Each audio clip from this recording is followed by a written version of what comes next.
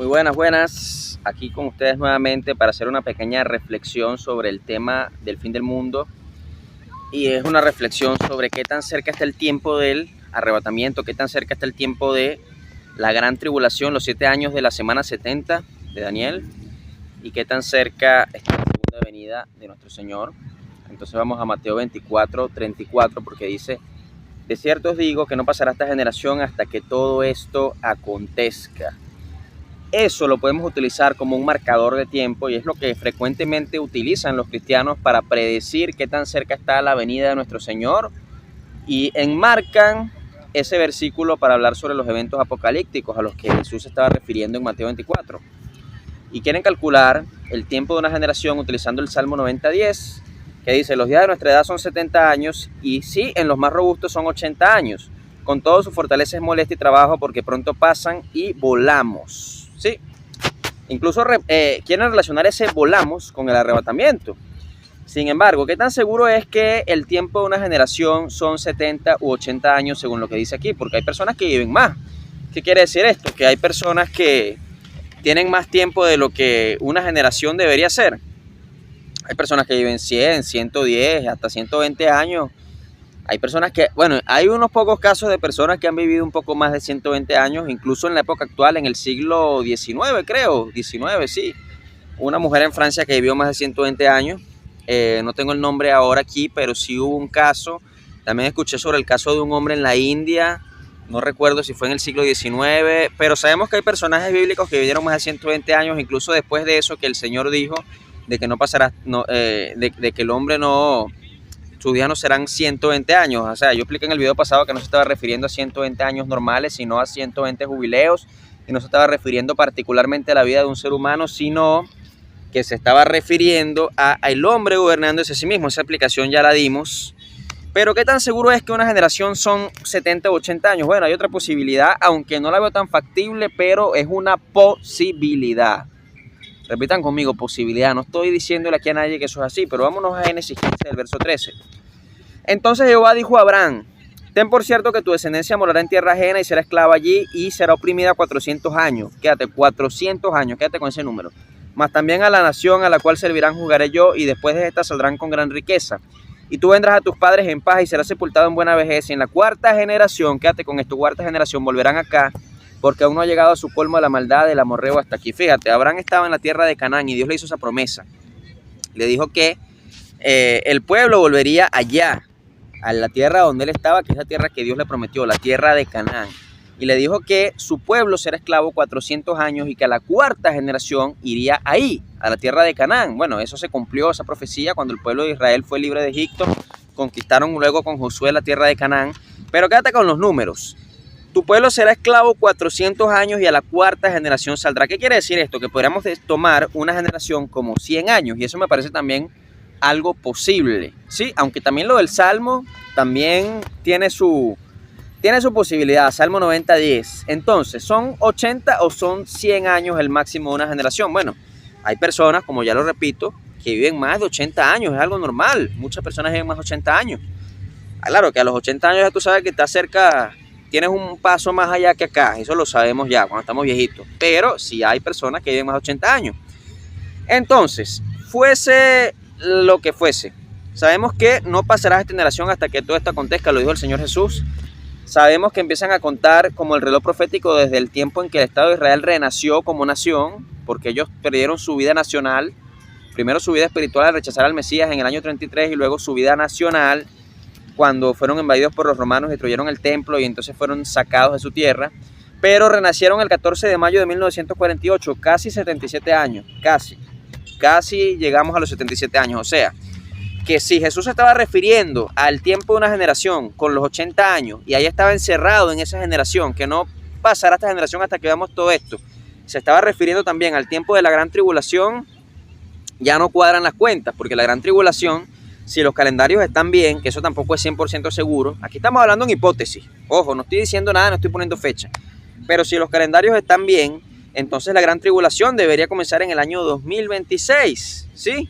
Y ya están casi 77 años desde la fundación del Estado de Israel, o sea que serían más de 80 años hasta que viéramos todas esas cosas, a menos que lo de los 80 años sea un punto de partida, o sea, pudieran ser una generación 80 años y unos 10 años más, pudiera ser. O sea, no sabemos cómo se está calculando esto de una generación. Realmente no podemos saber a ciencia cierta cuál es el tiempo de una generación, porque si fuese 80 años, como muchos dicen, ya se pasó el tiempo. Pudieran ser los 100 años, pero también lo veo muy lejano. Entonces, ¿cuál será la respuesta a todo esto? Pues realmente no lo sabemos, pero en base a la explicación que di sobre los 120 jubileos, en base a esa explicación, pudiéramos decir que sí, que la gran tribulación comenzaría en el año 2026, o sea que estamos muy cerca del arrebatamiento.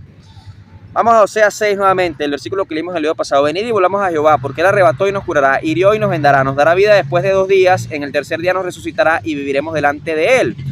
Fíjate lo que dice aquí, nos dará vida después de 2 días, o sea, los 2 días tienen que concluirse, los 2000 años tienen que pasar, y cuando los 2000 años pasen, entonces comienza el otro milenio, o sea, en el tercer día nos resucitará, o sea, al comienzo del tercer día, que es a la conclusión de los 2 días, es el comienzo del tercer día, ahí será que el pueblo de Israel será resucitado, o sea, al final de la gran tribulación.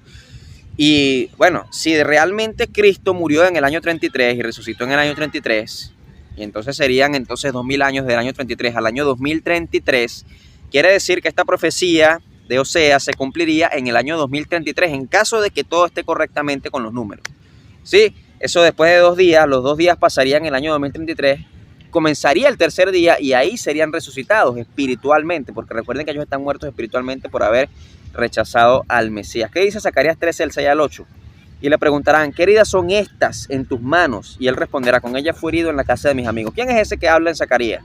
El Señor Jesús. ¿Cuáles son esas heridas en sus manos? Las heridas de la cruz. ¿Qué dice Zacarías 12, 10 al 14? Debe haber leído primero este antes que el 13.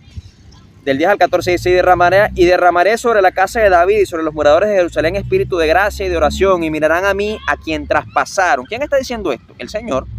Y llorarán como se llora por hijo unigénito, afligiéndose por él, como quien se aflige por el primogénito. En aquel día habrá gran llanto en Jerusalén, como el llanto de Adadrimón, no sé si se pronuncia así, en el valle de Meguido, pero el valle de Meguido es donde, bueno, el Señor va a regresar en su segunda venida, bueno, va a pisar el monte de los olivos, todo eso, pero él va a ir al valle de Meguido a derrotar al anticristo. Y aquí habla del valle de Meguido. Y la tierra lamentará cada linaje aparte, los descendientes de la casa de David por sí y sus mujeres por sí. Los descendientes de la casa de Natán por sí y sus mujeres por sí. Los descendientes de la casa de Leví por sí y sus mujeres por sí. Los descendientes de Simeí por sí y sus mujeres por sí. Todos los otros linajes, cada uno por sí y sus mujeres por sí. Fíjate qué interesante es esto, ¿no? El pueblo de Israel va a ser restaurado cuando el Señor regrese y lo vean y le pregunten, ¿qué heridas son estas que están en tus manos? Y bueno, saben lo que Él les va a responder. Lamentarán como quien llora por hijo unigénito, como por hijo primogénito. Se darán cuenta del error que cometieron durante todos esos 2000 años al rechazar al Mesías, al Señor Jesucristo. Y ese es el fin de la gran tribulación, el Señor derrotando al anticristo y a sus ejércitos y resucitando espiritualmente al pueblo de Israel, quien será salvo. Obviamente ya en ese tiempo la iglesia habrá sido arrebatada, hace 7 años habrá sido arrebatada. Y saben una cosa que me da curiosidad, el hecho de que recuerden que cuando Jacob se casó, fue una semana completa la celebración, primero con Lea, que fue que lo engañó su suegro Labán, y después con Raquel 7 días más. O sea que las bodas, eso es simbólico, ¿oyeron? 7 días, 7 años, gran tribulación. Quiere decir que la iglesia va a ser arrebatada y van a comenzar las bodas del Cordero después del tribunal de Cristo, inmediatamente después del tribunal de Cristo, y van a ser 7 años que mientras la tierra va a estar pasando por la gran tribulación, la semana 70 de Daniel, la iglesia va a estar celebrando las bodas del Cordero. Y luego Cristo regresa a la tierra a derrotar al anticristo con su esposa, con la iglesia. Entonces, los tiempos cuadran correctamente aquí con todo esto y es un poco interesante. Estamos muy cerca, era lo que quería decir. Al final de todo, lo pude haber dicho sin leer tanto versículo, pero siempre es bueno traer la Biblia para que aumente la fe de ustedes, porque sin fe es imposible agradar a Dios y la fe viene por el oír la palabra de Dios, y somos salvos por medio de la fe. Por gracia sois salvos por medio de la fe. Y esto no de vosotros, pues es don de Dios, no por obras para que nadie se glorie. El don de Dios de la salvación viene por la fe, por medio de la fe. Entonces tienes que tener fe, tienes que cumplir las 2 demandas de Marcos 1:15 con fe, que es certeza y convicción, según Hebreos 11. ¿Y cuáles son esas 2 demandas? Estar cambiando la disposición mental y confiando en el buen mensaje. Marcos 1:15. ¿Cuál es cambiar la disposición mental? Reconocerte como pecador, un pecador condenado, según el decreto de Ezequiel 18:4, que dice, aquí todas las almas son mías, tanto el alma del Padre como el alma del Hijo, el alma que pecare morirá. Entonces, ese decreto te condena porque estás en pecado, has desobedecido la ley santa y perfecta de Dios, no una, sino muchas veces a lo largo de tu vida. Si tú reconoces esto, que eres un pecador y que estás condenado, has cambiado tu disposición mental. ¿Por qué? Porque la disposición mental del mundo es creerse buenos, creerse justos en su propia fuerza, incluso de los cristianos evangélicos, los religiosos.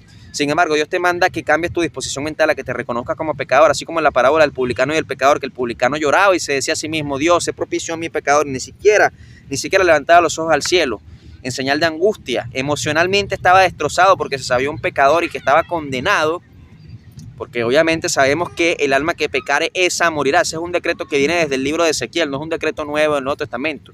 Entonces, el alma está condenada por pecar. Si tú reconoces eso, has cambiado tu disposición mental. Ahora, creer el evangelio, o como dice en el original, confiar en el buen mensaje, creer el hecho de que Cristo Jesús, de quien hemos estado hablando, que va a regresar al final de la gran tribulación, vino ya al mundo por primera vez en carne y murió por los pecados pasados, presentes y futuros de toda la humanidad. Si tú crees en esto, que murió por todos tus pecados y que ya tú no tienes que ir a morir por tus pecados porque Él en tu lugar murió, tú activas en ti el don de Dios de la salvación.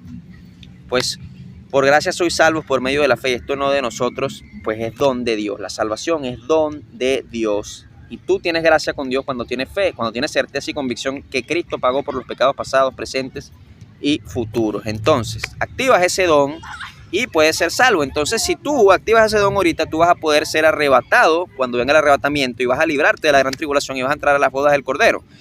Si no, vas a tener que pasar esos 7 años que ya se aproximan porque se está cerrando el tiempo de la gracia.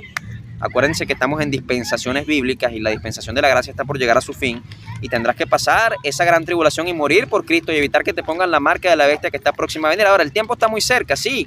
Lo más probable, si no hay errores en los calendarios, es que en el 2026 comience la gran tribulación. Ahora, no es como en las películas del arrebatamiento, que ocurre el arrebatamiento inmediatamente comienzan los 7 años de gran tribulación. No creo que sea así. Yo creo que primero va a ocurrir el arrebatamiento y va a haber un lapso de tiempo intermedio entre el hecho de que ocurra el arrebatamiento y se establezca el nuevo gobierno mundial con el anticristo. Eso va a haber un tiempo, quizá un año, quizá unos meses, pero es muy probable que este año ocurra el arrebatamiento. Entonces, 2025, estamos en el 2025, es muy probable que Dios haga un último llamado y ocurra el arrebatamiento de la iglesia, que somos miles, no somos millones como predican muchos evangélicos.